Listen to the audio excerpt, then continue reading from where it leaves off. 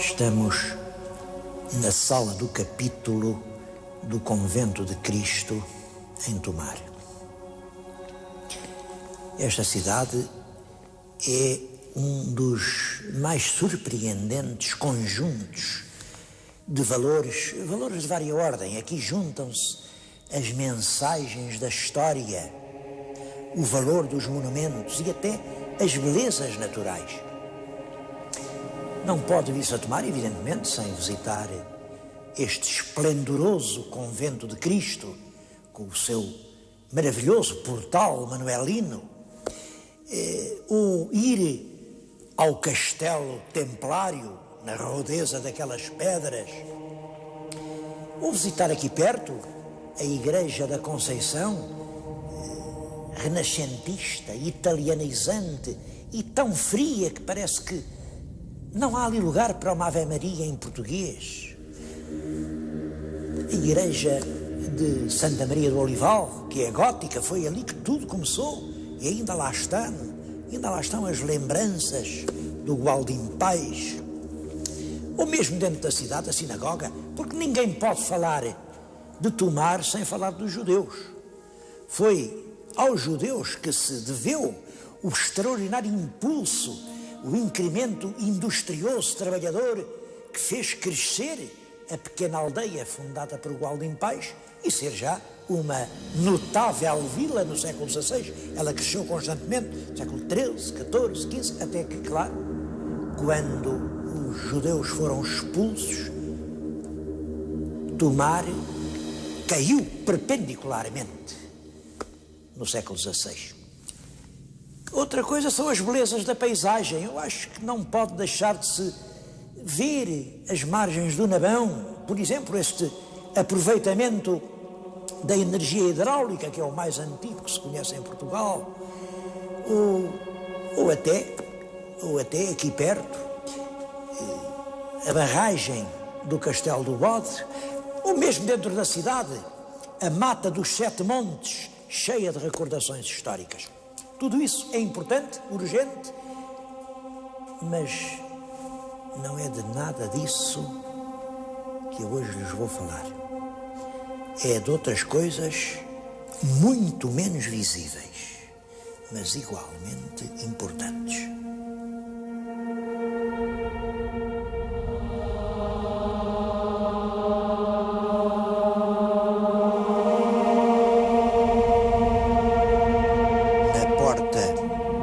Mais antiga do castelo está uma pedra com o sinal dos templários. É mais ou menos igual a esta que eu tenho junto de mim. Esta é uma estela de sepultura. Quando um cavaleiro templário morria, punha a assinalar-lhe a última morada o sinal dos templários. Nessa altura, as pessoas gostavam que, para a eternidade, ficasse a contar aquilo que tinham feito. Há aqui pedras, eu acho emocionante, a pedra do lavrador. Está ele próprio, para todo sempre, com a aguilhada a guiar os seus bois, os bois que arrastam o arado que fez esta terra. Outros, os cavaleiros, só tinham a espada, punham a espada na campa da sepultura. E a maioria, os mais modestos, punham só a cruz dos templários. E eu vou-lhes falar da cruz dos templários. Reparem, está junto de mim, é um círculo, e dentro do círculo, com um compasso, com o mesmo raio do círculo, se puser aqui, dá este traço,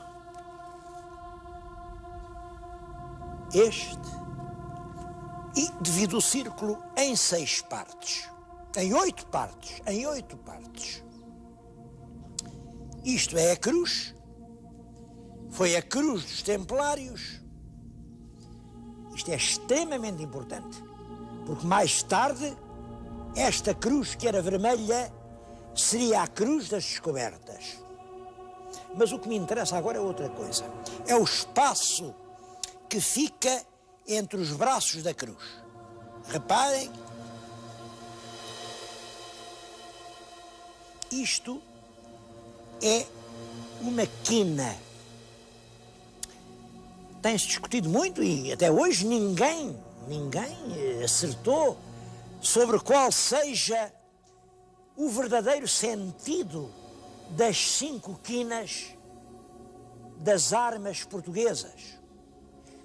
Ora bem, a verdade é esta: as quinas, tais como se usaram nos primeiros reinados, são rigorosamente isto: o espaço definido entre os 4 braços da cruz dos Templários.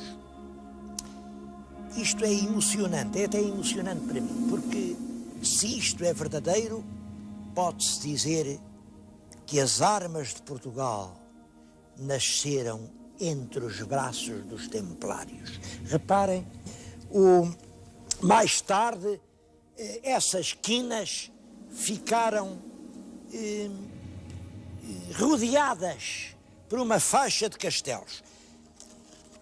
As quinas, o sinal dos reis era este: 5 quinas, mas ele, depois do rei Dom Afonso III, aparece-nos rodeado por um conjunto de castelos. Passou-se exatamente isto.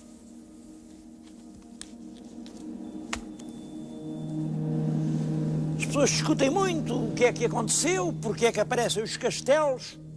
Uns dizem, isto é os 7 reis mouros, os 7 reis mouros que o Dom Afonso Henriques venceu na Batalha de Ourique. Outros dizem, não, isto é os castelos do Algarve que o Dom Afonso III conquistou. Outros dizem, não, isto é uma homenagem a Castela, porque o Dom Afonso III casou com uma castelhana. Diz tanta coisa que eu já agora também vou dizer a minha. E não é uma certeza, o objetivo deste programa não é uma catequese, é uma ginástica. Cada um que pense por si. Eu penso que quando Dom Afonso III, infante, imigrante, pobre, chegou à França, só tinha um apoio. Era a tia rainha de França e rainha regente. A regente Dona Branca de Castela. Essa rainha apoiou fortemente, fez dele o chefe da cavalaria francesa contra os senhores feudais. E, portanto, o nosso infante, se apresentasse só a sua bandeirinha com as quinas, ninguém sabia quem era. Mas se dissesse a verdade, quem me sustém é a rainha, a minha tia. O resultado era este. Este é o escudo do infante, este o escudo da tia e estas, como sabem, as armas de Portugal. Mais tarde, isto apareceu rodeado numa esfera armilar, mas isso é já, enfim, é já uma outra inovação do tempo da República. A esfera armilar era antiga, é um emblema manuelino e exprimia realmente a dimensão planetária dos portugueses. É que lá vão dizer, então, ele agora aqui neste programa resolveu de uma vez o problema das armas nacionais, que é o enigma que há tanto tempo nos preocupa. Não, eu não resolvi nada, fica muita coisa para decidir. Designadamente isto. Reparem, em cada quina há 5 pontos brancos. São os 5 besantes. Besante era a moeda de Bizâncio, quer dizer, era uma moeda de ouro. Não se sabe o que isto quer dizer, a explicação que nos dão é esta. Isto é os 30 dinheiros. Os 30 dinheiros pelos quais Judas vendeu Nosso Senhor Jesus Cristo. Bem, eu não percebo como é 30, porque 5 vezes 5 faz 25. Mas a lenda também resolve isto à portuguesa. Bom, 25 não faz mal, a do meio conta 2 vezes. Ora, 25 mais contado, fica 30. Bom, eu não acredito que na bandeira nacional anda o preço de Judas. O preço de Judas significa o salário da traição, a remuneração da corrupção. É o mais vil preço da história. Portanto, eu não acredito. Em todo caso, isto alguma coisa quer dizer. Mas essa é a parte que eu não decifrei. Digam vocês o que é.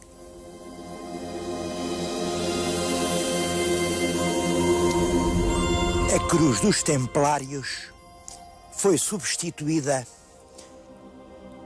a partir de 1320 por uma outra cruz, a cruz de Cristo. Bom, o que se passou foi isto. A Ordem do Templo tinha surgido na Terra Santa como uma ordem militar para fazer a guerra. E é claro, a guerra misturou-se com o negócio e a certa altura os cavaleiros do Templo eram banqueiros e estavam metidos em todas as negociatas. Vieram invejas, interesses, em suma, o Papa extinguiu a ordem em toda a cristandade. Mas aqui em Portugal, o rei Dom Dinis disse: não, os cavaleiros aqui, enfim, não têm assim tantas culpas. E arranjou-se uma solução que reparem que é bem portuguesa. Mudaram os nomes e ficou tudo na mesma. Os mesmos lugares, as mesmas pessoas que se chamavam Ordem do Templo, passam agora a chamar-se Ordem de Cristo. Mas esta cruz de Cristo, a cruz nova, essa é conhecida já de todos os que me estão a ouvir. Foi a cruz que andou nas velas dos navios do tempo dos descobrimentos.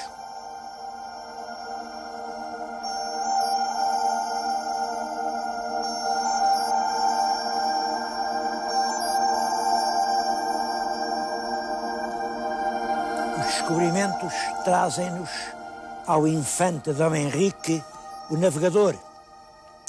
Estas pedras góticas, estas arcarias, são tudo quanto resta do passo do infante. O infante Dom Henrique foi nomeado, em 1420, administrador da Ordem de Cristo. E é realmente ele que transforma a ação cruzadesca dos cavaleiros na ação científica das descobertas. É que a guerra contra o Moro tinha acabado, mas agora continuava a guerra contra o corsário berberisco. E o infante Dom Henrique, o grande papel histórico dele, foi transformar a guerra do corso na exploração científica que levou ao descobrimento do mundo.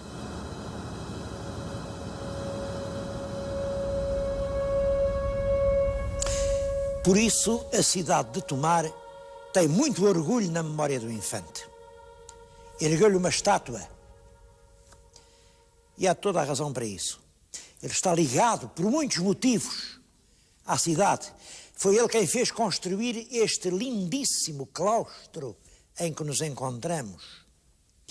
E mais, devem-se-lhe o primeiro arranque industrial, as saboarias, os chamados moinhos da ordem, que era o aproveitamento hidráulico das águas do Nabão.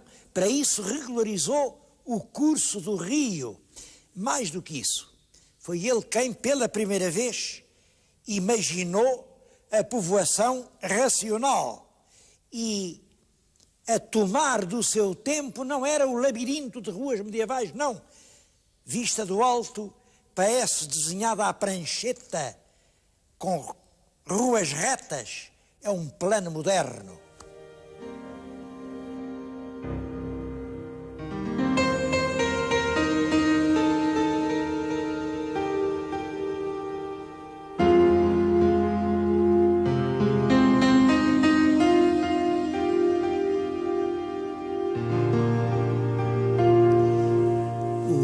O mais famoso monumento de Tomar é, e com toda a razão, esta extraordinária janela junto à qual me encontro. É uma janela simbólica, com muitos aspectos ainda indecifrados. Por exemplo, este.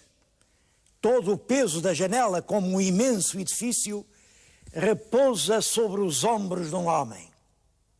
Quem é? Quem é o gigante que aguenta com esta carga imensa? Bom, uns dizem, olha, se calhar é o Vasco da Gama. Outros dizem, não, isto é um marinheiro qualquer, um capitão do Manau. Outros dizem que é um Netuno. Bom, ora, devo dizer que nada disso faz sentido. Quem quer que era alguém que tinha sobre si duas enormes responsabilidades. Primeiro, todo o conjunto do edifício que acaba sobrepujado pela coroa real. Segundo, a unidade da nação. Reparem que a toda a volta há um rijo calabre, um cabo como aqueles que apertavam os navios. E esse calabre vem dar um nó de marinheiro, justamente aqui, junto da figura. Quem, no século XVI, podia protagonizar esse duplo papel de ser a força do nó e ser a base sólida do edifício da pátria, era o rei Dom Manuel. E justamente o rei tinha sido peregrino a Compostela, podia usar a concha no chapéu. E mais, vou-lhes contar uma coisa que pouca gente sabe. O rei Dom Manuel era neto do rei Dom João I. O rei Dom João I mandou fazer uma roupa onde bordou um tema que para ele era o símbolo do próprio rei. O tema era um camelo que tinha em cima 4 grandes sacos. O primeiro saco chamava-se temor de mal reger, quer dizer, a responsabilidade do poder. O segundo saco chamava-se justiça com amor e temperança, portanto, nada de exageros. O terceiro chamava-se contentar corações desvairados, isto é, manter o equilíbrio entre os partidos. E o último saco era acabar grandes feitos com pouca fazenda. Era o eterno problema do Ministro das Finanças. Reparem como a ideia é a mesma. Assim como Dom João, o bisavô, tinha a roupa com o camelo que simbolizava o peso do seu cargo, El Rei Dom Manuel manda-se representar aqui, nas janelas do convento de Cristo, de que ele era mestre, suportando sobre os ombros toda a carga do edifício português.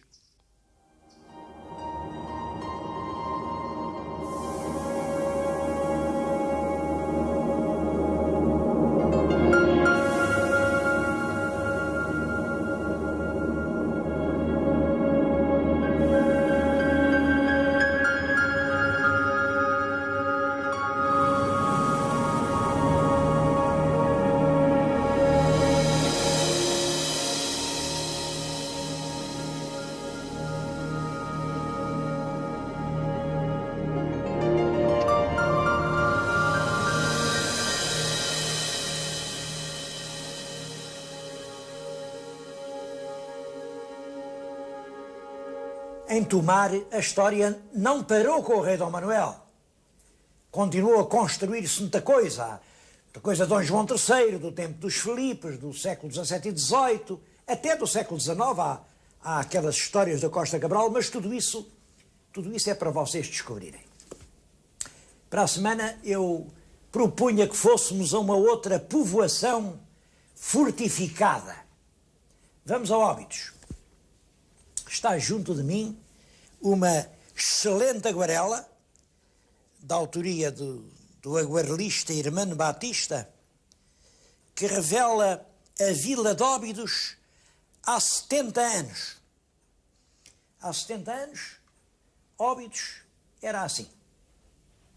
Eu proponho que vamos até lá, exatamente no sítio onde o pintor pôs o seu cavalete e a sua paleta, vamos nós pôr a câmara.